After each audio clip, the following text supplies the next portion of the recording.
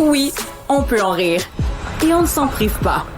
Entre deux vérités qui fâchent, un rire qui déstabilise. Marc Boilard, c'est du sérieux. Maître Sophie Mongeon, comment tu vas? Hey, ça va super bien, Formidable. de retour de vacances, donc super en Ouais, forme. crinqué, hein? Oui, très crinqué. Bon, 3 sujets, un qui pue, un qui pète, un qui sent la cigarette. On commence avec le premier, le droit des gens pour le remboursement. On en parlait juste un petit peu tantôt avec John Gradec. Remboursement, compensation. OK, mettons, là, je fais partie des... D'ailleurs, j'ai un ami à moi qui s'en allait en Écosse avec WestJet.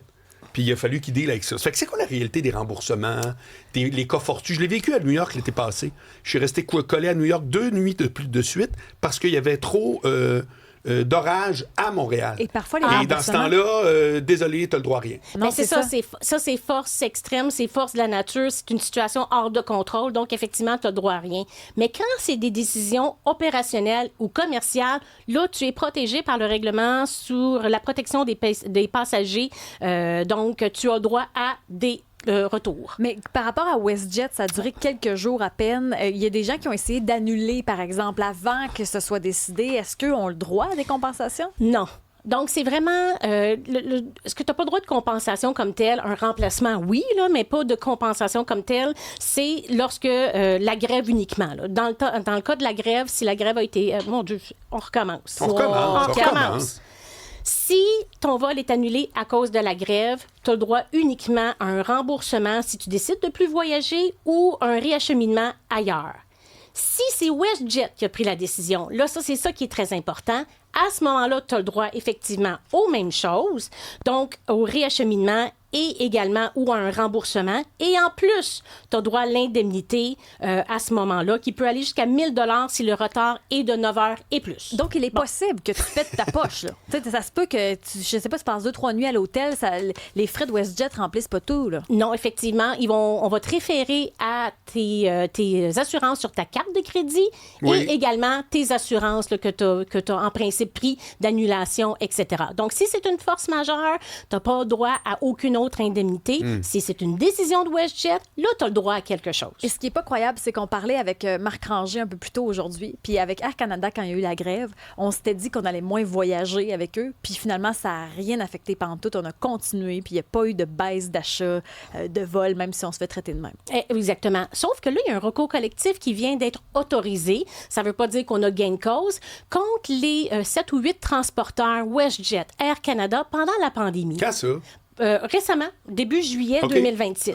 Pourquoi? Pendant la pandémie, donc à ce moment-là, il y a plusieurs vols qui ont été annulés et Air Canada, ça m'est arrivé, m'a offert un crédit voyage pour 1 an.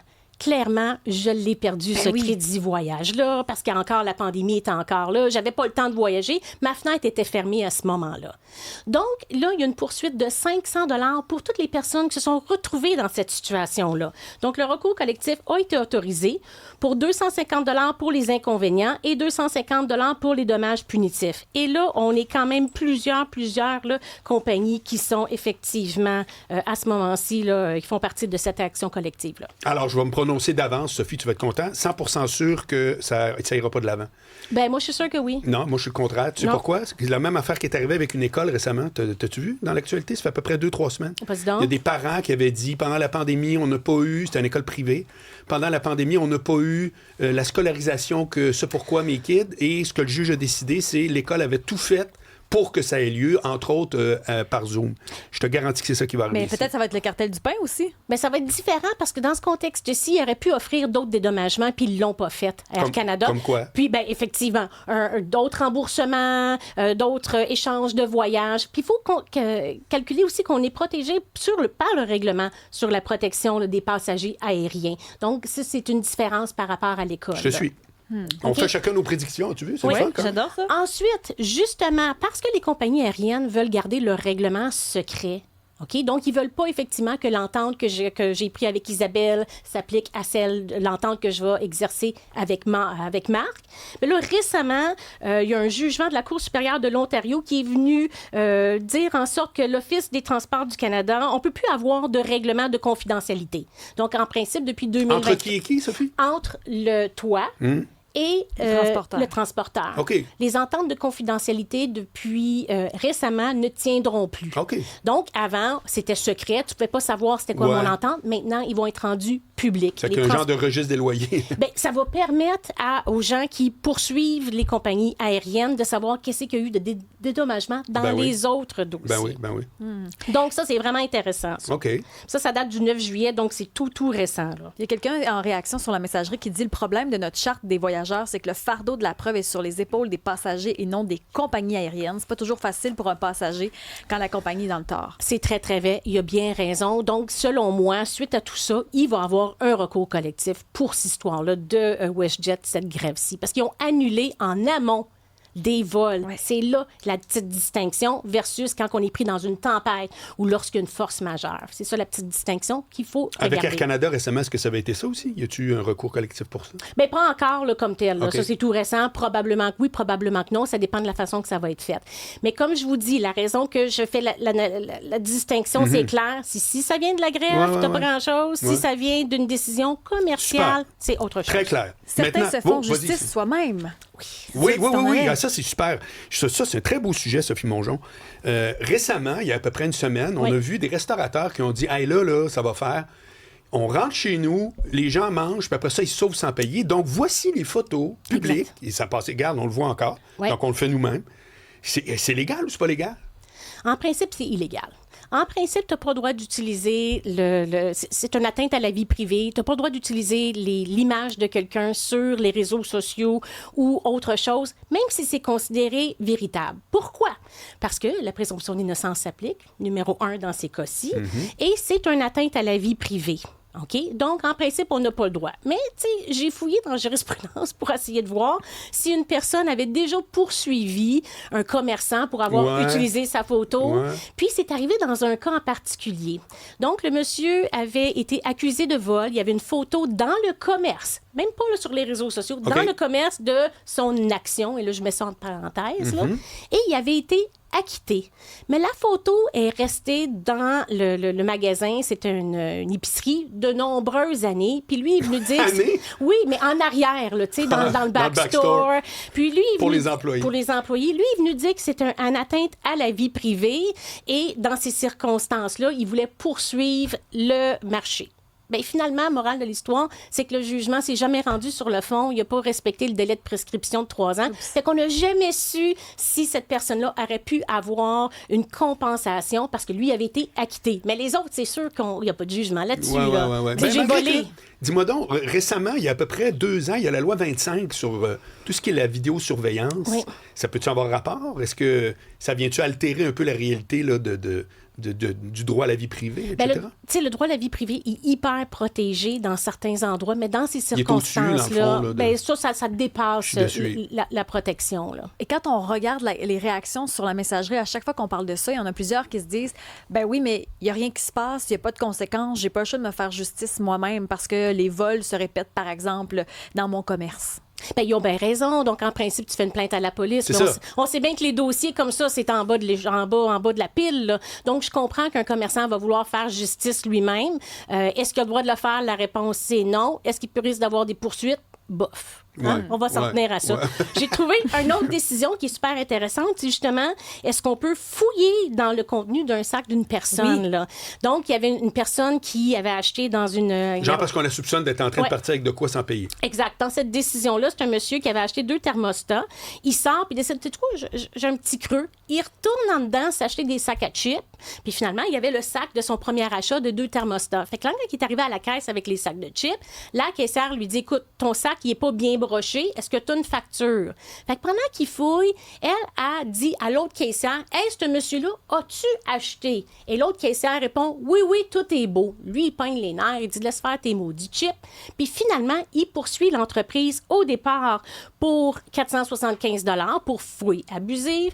Rendu proche du procès, il augmente ça à 1 300 $. Puis après ça, il rajoute un 1 200 $ là-dessus pour un 2 500 $. Le juge vient dire, c'est vrai que c'est une atteinte à la vie privée, mais les directives étaient claires, comme quoi il fallait que le sac soit broché. OK. Bon, un numéro 1.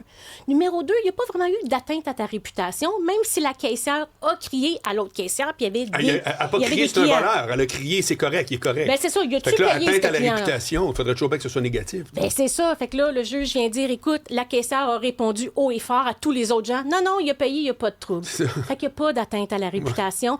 Et le vol, c'est un fléau. Donc, en principe, tu n'as pas suivi les directives que ton sac était bien fermé. Donc, la fouille va être considérée correcte. Absolument. Et là, attention. Attention. Toute la fin de semaine, là, c'est pas moi, c'est Sophie Mongeon qui parle. J'ai vu passer cette contravention pour fellation au volant. Est-ce un canular? Peut-être, mais c'est quoi la peine? Eh oui, regarde, t'as même ta musique d'ambiance, Sophie. Aïe. Canular, je suis pas sûre. Ça fait que là, on va-tu enfin pénaliser ces gens dépravés? Bien, en principe... Qui ont des conduites excitantes. Bien, en principe, c'est illégal de faire l'amour dans un auto. Ça, c'est clair. Une fellation, est-ce que c'est faire l'amour? Bien, c'est similaire, là, dans le sens que c'est un acte... Des gestes de nature sexuelle, on va dire. On va dire que c'est des actions indécentes. Okay. Donc, dans ce que je vois passer sur les réseaux sociaux, c'est justement une contravention du Code de sécurité routière, l'article 381, qui dit effectivement d'avoir fait une fellation... Les dons, je ne le vois pas bien, Marc. Alors, description de l'infraction, en recevant une fellation pendant la conduite d'un véhicule routier dont vous aviez la garde. Mais là, ça tombe bien d'avoir la garde. C'est la personne qui fait la fellation ou la personne qui les reçoit la fellation? Bien, je sais pas trop, mais si on regarde la photo, on voit que c'est sur la cuisse d'un homme, là, qu'on voit sa cuisse avec le petit détail. Oui, absolument, c'est poilu. C'est poilu. 800 $?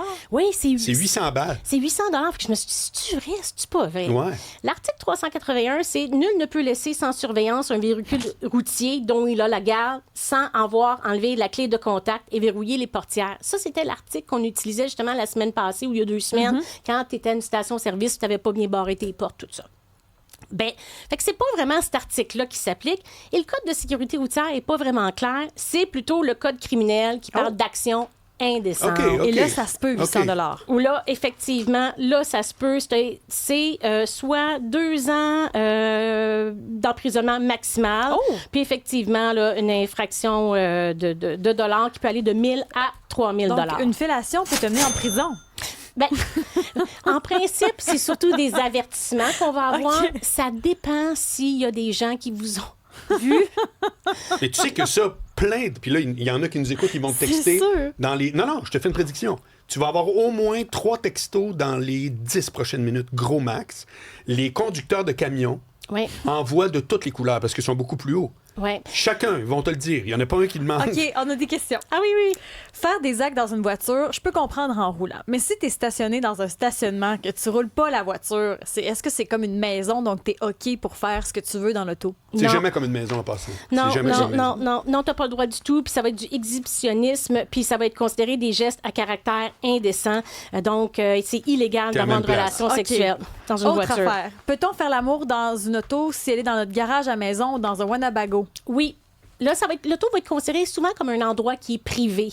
Donc, quand t'es chez vous. Quand t'es chez vous. Parce que ça, c'est un genre de truc que c'est mon auto, I'm traveling, là. Tu sais de quoi je parle? Ça, c'est pas vrai. Il y en a qui sont dignes de mention. Bon, une chambre d'hôtel lui aurait coûté moins cher. Et il y a quelqu'un qui dit Épelaye. La personne est vraiment courageuse. Elle aime vivre dangereusement, surtout si elle roule à Montréal avec les nids de poule. C'est quand même un bon point. Donc, en principe, là, l'action, le véhicule est considéré comme un endroit privé, à moins que tu sois vu par tous. Justement, il y a une autre décision qui a été rendue alors que le défendeur a été vu en train de se masturber dans son véhicule. Ouais. Il a été acquitté justement parce que c'est un endroit privé.